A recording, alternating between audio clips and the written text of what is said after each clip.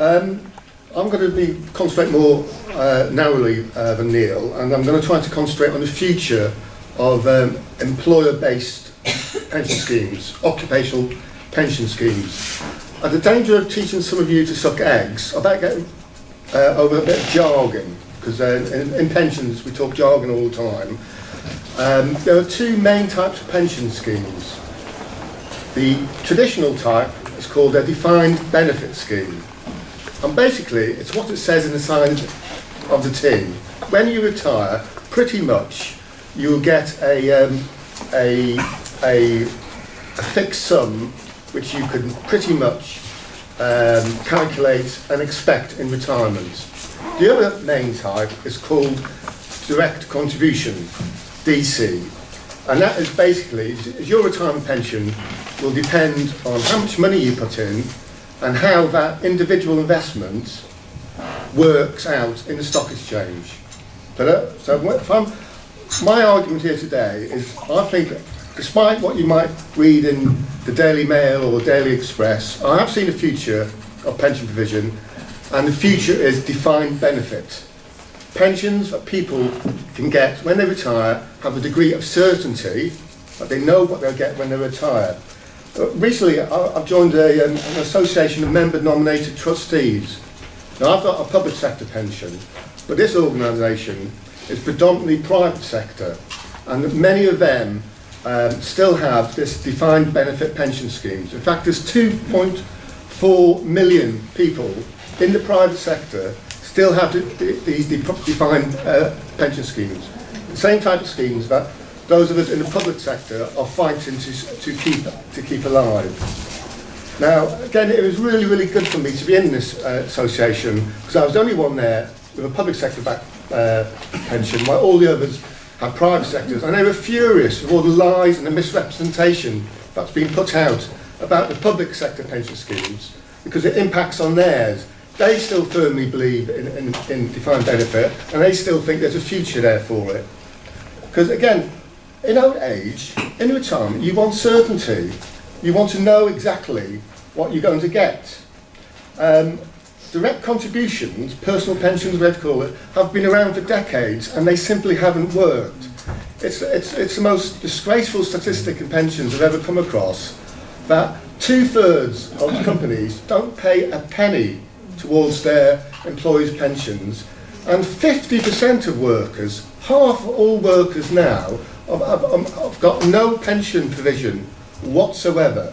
They're going to be totally reliant on the state, on taxpayers when they retire, unless things change. Now, I'm not saying defined benefit schemes in the past were perfect.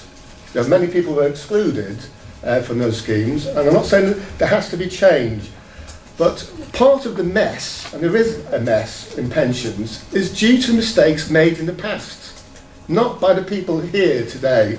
In the future, it was a mistake that companies were allowed by conservative governments, in many cases for years, to take pension holidays. For years, these companies paid nothing into their pension scheme whatsoever, while the workers were still expected to pay 6-7%. Now, I also criticise Labour.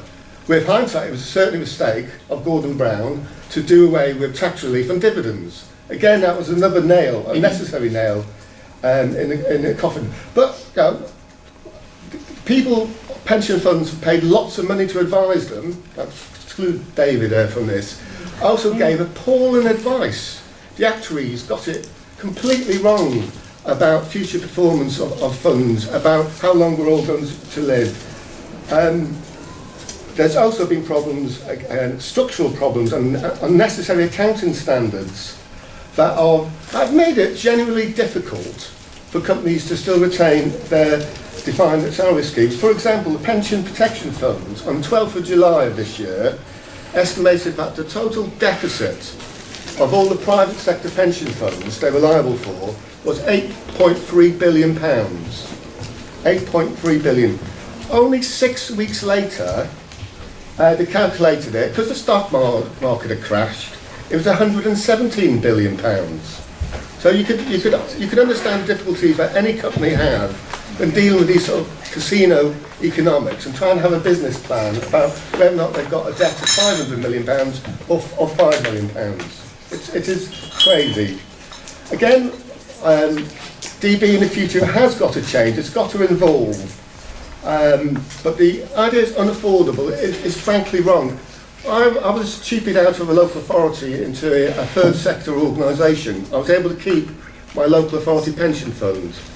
And for future service, it cost my private sector employer 14% to be in a local authority pension fund. If I was to go into their stakeholder, their DC scheme, it would cost them 16% at my age, and they'd have to pay for life insurance for me, and they'd have to pay for some sort of ill health protection as well for support ill. So again, if you put aside the mistakes made in the past and look in the future, DB schemes are affordable. They're affordable now, with some updating as they've ever been. Okay, I'll just wind up. Things, looking forward to the future, other things that we could all do, it is madness, for example, that there's 101 different local government pension schemes, all paying their own advisors, fund managers, running all the schemes. When you get economy of scale of emerging. Same in the private sector, there's thousands and thousands of tiny schemes which cost a fortune to run. What about looking again for paying it, getting rid of higher rate income tax relief, which swallows up the great majority of all the tax relief that is used to support pensions, getting pension funds to look after their assets properly, to act as owners, and not let the robbery and thievery we saw in 2008 take place again. Finally, direct benefit schemes used to be considered the crown jewels of British occupational pensions. They were the envy of the world. There were no reason why this cannot be so again. So please support defined benefit schemes in the private and the public sector.